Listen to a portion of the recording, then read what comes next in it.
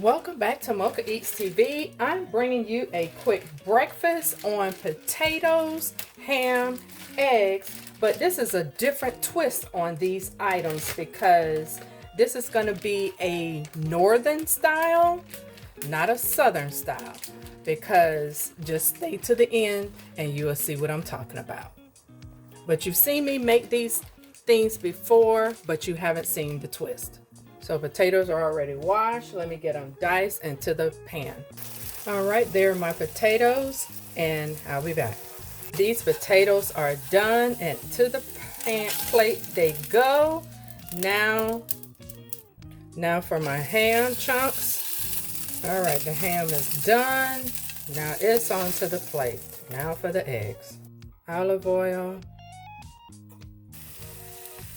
All right, my eggs are done. Now to get plated. All right, family, here's the completed plate. Yes. So watch what the last ingredient is. Yes. It's that good old gravy. That's what it is, family. That's how the Northerners eat theirs, and my relative loves it.